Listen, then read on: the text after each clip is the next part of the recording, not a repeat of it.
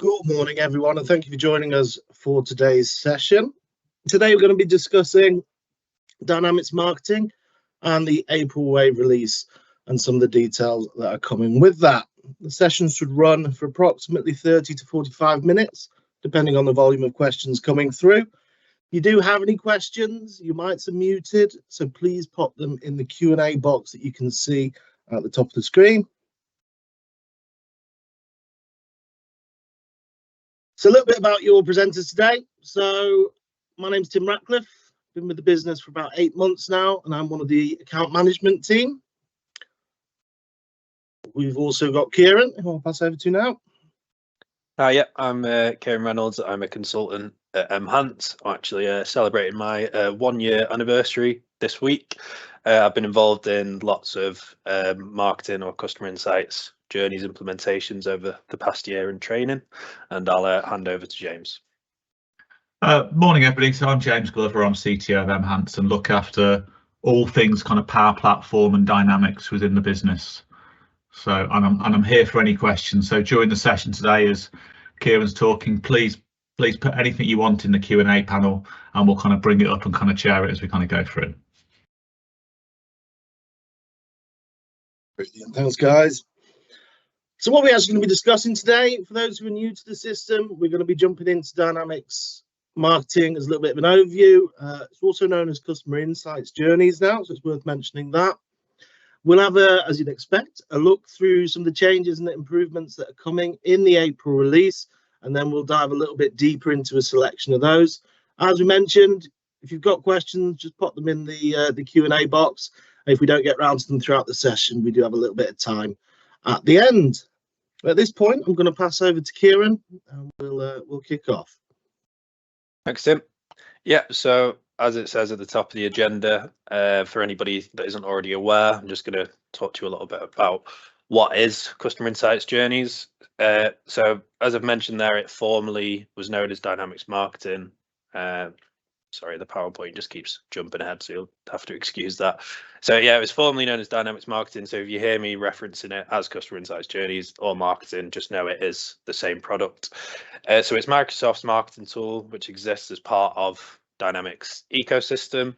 So it allows you to create complex segments, design your own emails, marketing forms, combine all of those things into a journey, which you can see an example of on the right-hand side.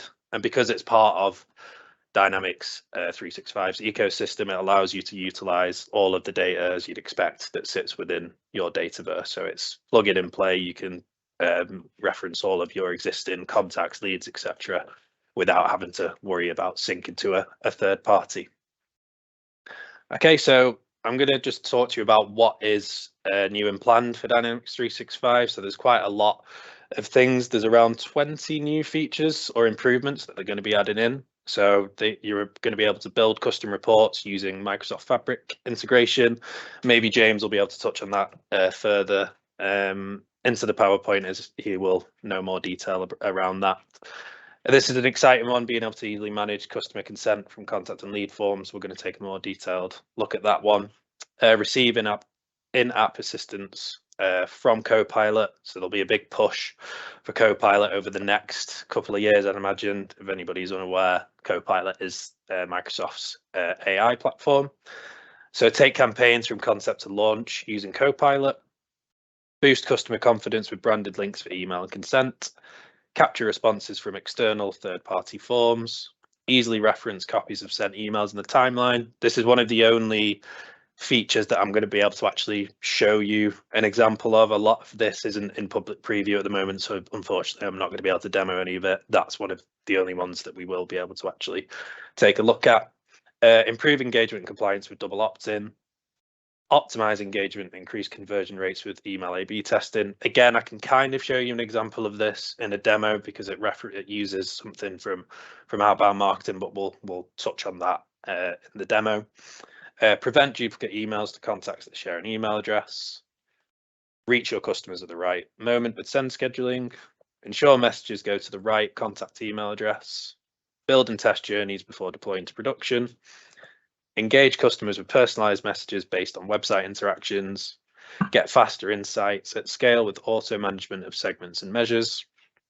improve reliability of insights with advanced bot protection, collect extra customer information without creating custom attributes, provide varied experiences, one journey with journey split tiles, and finally penultimately reach customers quickly with 10 times increased throughput, and finally qualify leads and route to sales is likely. So that one is obviously more sales focused. The others are more just generic marketing improvements.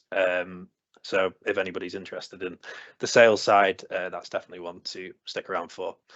Okay, so in terms of taking a detailed look, I've selected around 10, which I've got the lingo from Microsoft on the slide, and then I'll just be talking about some of the kind of headlines and feature details.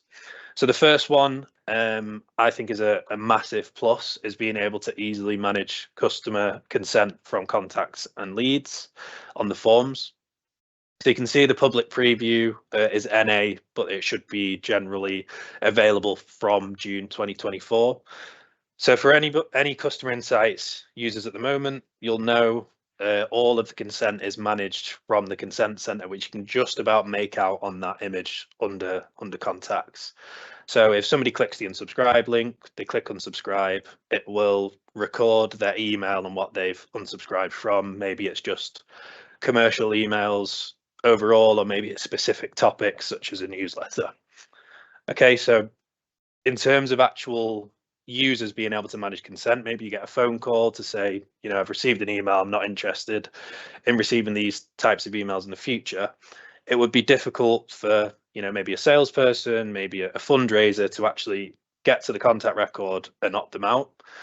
So with this new improvement, you can see on that communication tab on the image on the right hand side, you'll actually get a summary of their consent. So you'll be able to see the commercial emails, the topics that they've opted in and opted out of. You can also see different compliance profiles, and you've even got contact points, which we're going to touch on a little bit on a future slide. But if there's multiple email addresses for that contact, you'll actually be able to see what they've opted in and opted out of for each of those emails. So this has been a massive discussion for a lot of the projects that I've been involved in around consent, because it wasn't easily managed. We had to build some custom jobs, but now with this improvement, that should be a problem of the past.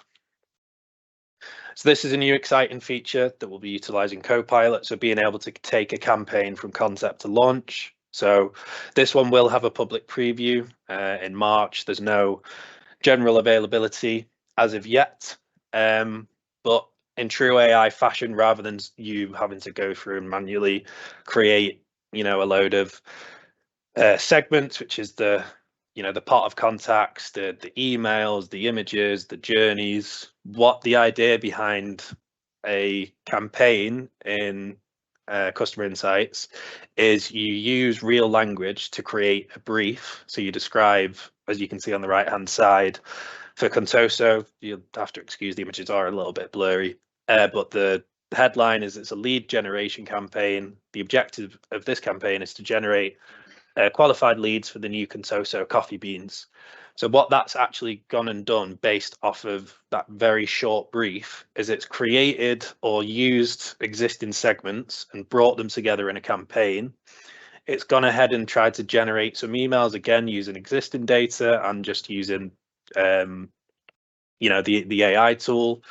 It will have within those images, it will have actually generated AI images based on, again, using the brief, and it will combine all of those things together into one journey. So without you having to do anything and just type in a really simple brief, it will go ahead, create segments, images to be used in emails. It will create the emails for you, and it will create the journeys, and then it will all be stored in one record known as a campaign. So you'll be able to view all the assets in one place. You'll get suggested audiences. Copilot will help with all the marketing. And then you'll also be able to export all of the essential details from that campaign into a document, which can then be shared with stakeholders or whoever's needed for maybe a review or an approval. I'd expect some of the features that we're talking about in campaigns to just be readily available throughout the marketing products, especially with things like the AI image generator. That isn't something that's referenced at the moment. It's only specifically talked about within campaign, so I wouldn't be surprised if that's in a future release as well. So being able to capture responses from external third-party forms. So this one should be generally available in April 2024. So previously, when you created a marketing form, you'd map all the fields onto the forms, and whether it be first name, last name, email, etc. You'd then be able to push that to a standalone marketing page that'd sit on a portal, or you could grab the JavaScript and then put that JavaScript on one of your web pages. The idea behind this change is you'd kind of do that in reverse. So you'd actually start with your existing form that may sit on your website, whether it be for a contact form or a lead generation form. The idea is you can then use script from your website to actually feed in to Dynamics. So rather than you having to worry about creating the form on your website, then having a developer go through and use an API or a flow, whatever it may be, to get that data into Dynamics, you can actually utilize this new feature from Customer Insights journeys to just make that job a bit easier. So you can easily create JavaScript with mapping of your form fields to existing entity attributes, and then you can embed the capture script into multiple pages containing the same form. So this one will probably make a bit more sense when I've actually had time to play around with it as well, but this one should make life a bit easier from getting data from your website into Dynamics.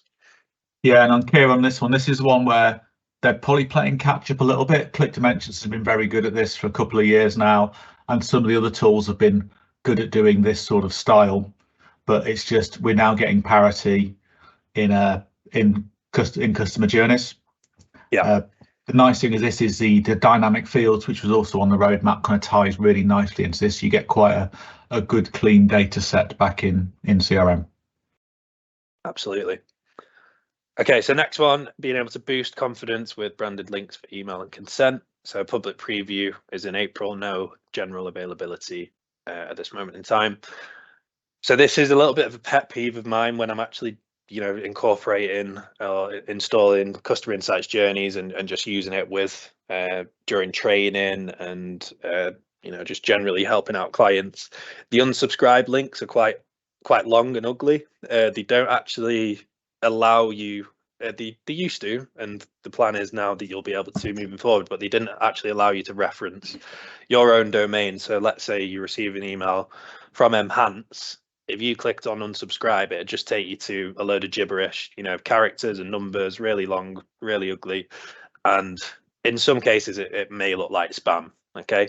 But the idea behind this is now you can use what they've labeled a vanity domain. So in your marketing pages, in your preference centers, you'll be able to actually use your domain. So rather than having the long ugly domain, it'd be enhance/unsubscribe or something along those lines. So you'll be able to display URLs in your emails, host digital assets, forms, event reg pages using your domain. So again, just making things a bit tidier. So this one I can actually show you kind of in a demo. So easily reference copies of sent emails in the timeline. So this one, general availability will be in April 2024. So I'll just quickly share my screen because this does exist as it stands in Customer Insights journeys. So this is our Dodo environment, a sales demo environment. So you can see on my contact record, I've got all the interactions from marketing. So I've got email, link clicks, etc.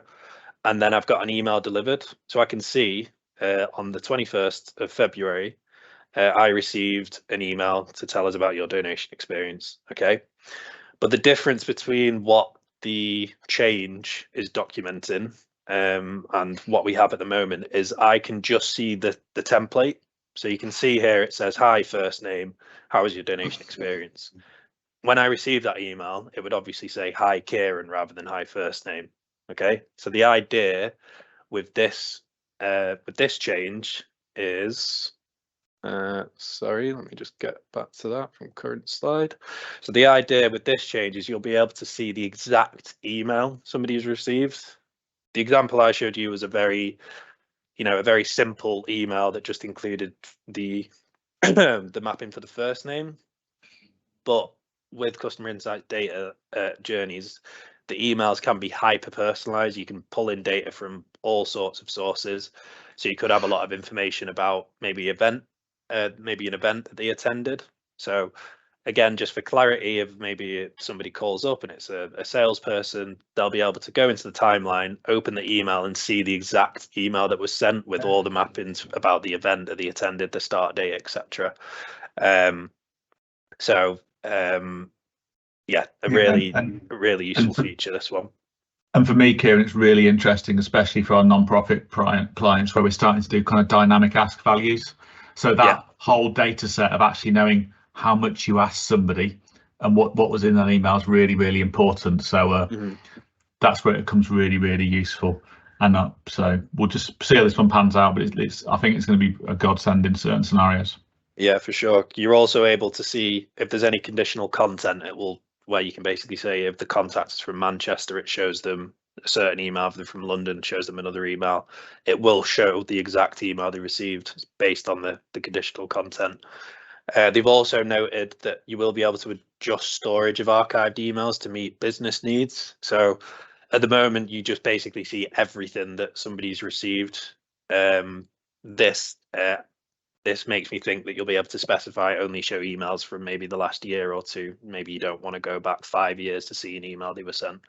Chances are nobody's ever really going to be bothered about something they received over, maybe 6 months ago. Okay, so next one, being able to optimize engagement and increase conversion rates with A/B testing. So this one is in public preview. This one, sorry, doesn't have public preview. It will be available from April 2024. I just wanted to quickly show you what this looks like in outbound marketing, because this is the idea that they're going for. So if I just quickly share my screen again, you'll notice that within the email, they've got version A, and then you'll be able to switch to version B. So this did used to be a core part of outbound marketing. So outbound marketing was initially the only marketing that was included within Dynamics marketing. When it became real-time marketing for any new users of any new customers for customer insights journeys, you only get access to real-time marketing. So in outbound marketing, you can see here that within my email, I've got the same functionality where I can switch between version A and version B of an email. So they're just basically using the older, better features from outbound marketing and incorporating them within real-time marketing. So the idea is, rather than having to, create two completely separate emails and use, the A/B testing that actually sits within real-time marketing at the moment. So this is how you do an A/B test at the moment. You'd specify, I want to send one email and I want to send a second email, and they'd be completely separate templates. So rather than doing that, you're now going to be able to, all within the same template, flick between a version A and a version B. So again, that's a big plus for people wanting to obviously test out different, different headers, different images, etc. And then within the journeys, you'll be able to easily identify winners and analyze the results, see how many clicks you got in comparison to version A and version B, etc. Okay, so next, reach your customers at the right moment with send scheduling. So this one has a public preview of April, and it will be generally available in July. So you can see from the image within an email, you're now going to be able to specify when you want the emails to go out.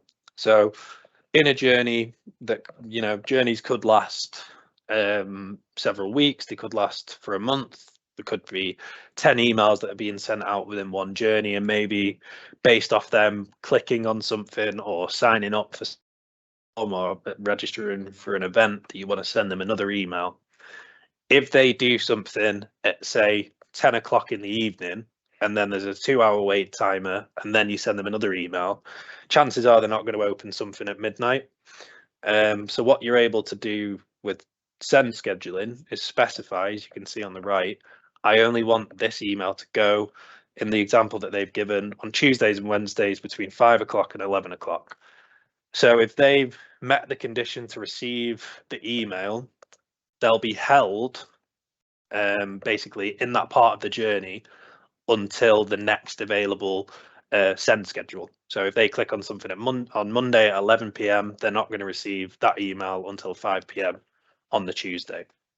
Okay, so again, just gives the user, the marketer, a bit more flexibility on making sure that individuals are receiving emails at the optimal times. Okay. So this again is a massive positive that I've had to deal with in previous projects. So ensuring messages go to the right contact email address. So this one will be generally available from May.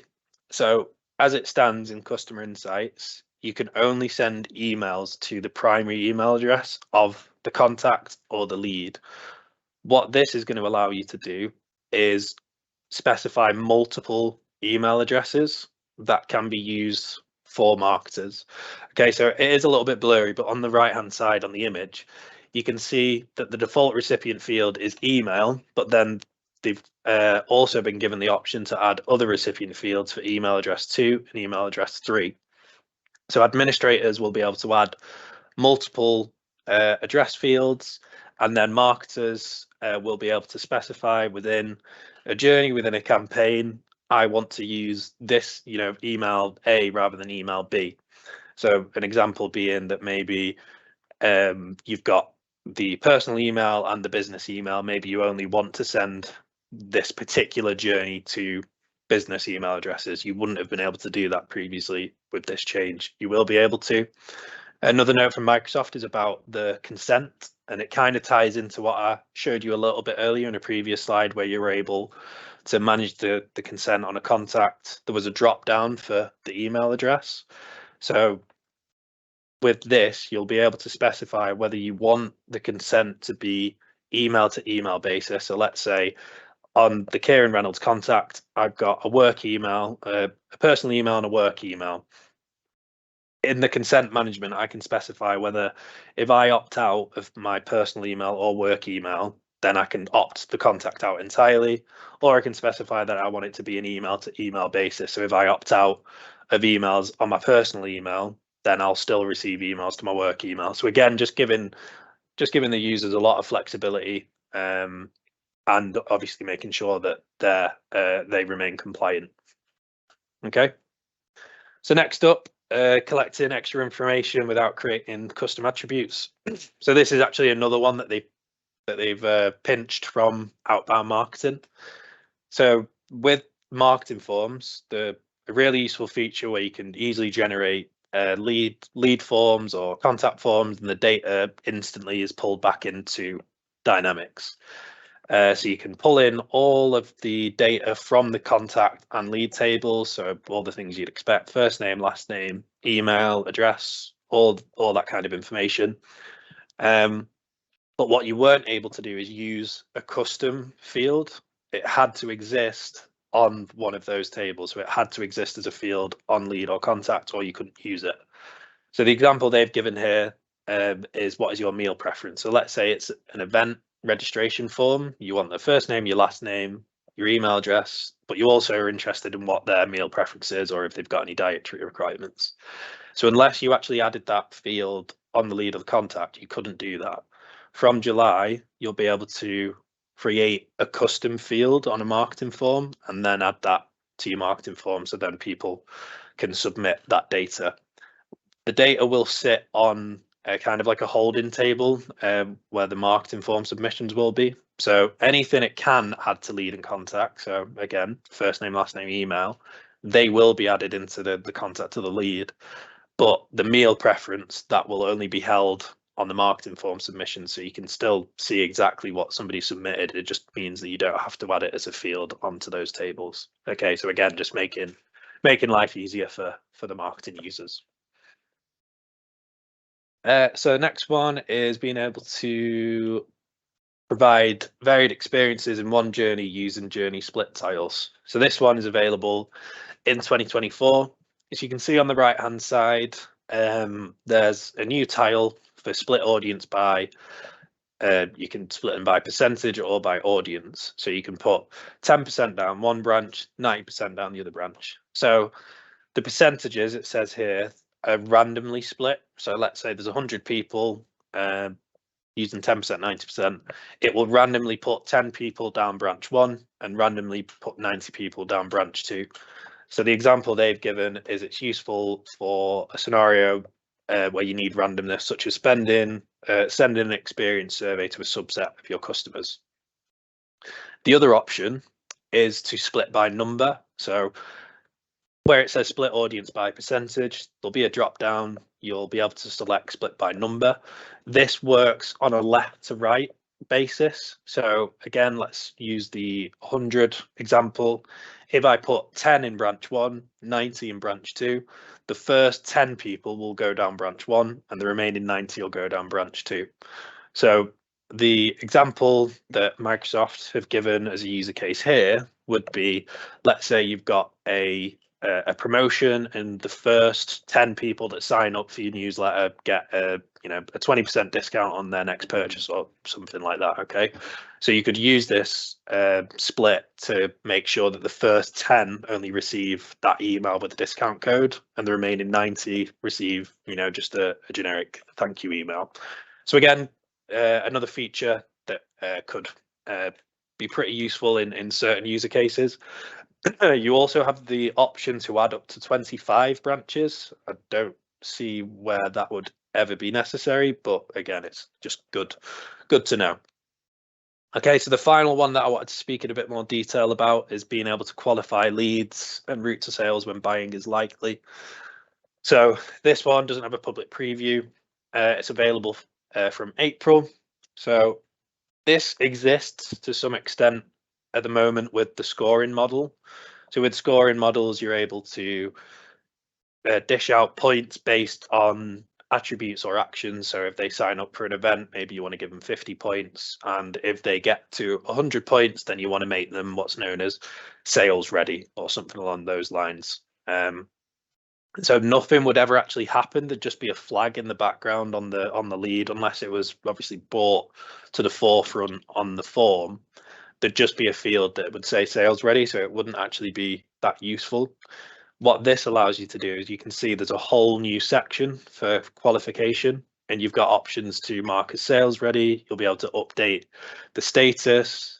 The qualifying criteria can be a mixture of scoring models, attributes, actions being triggered. You can actually disqualify leads automatically as well.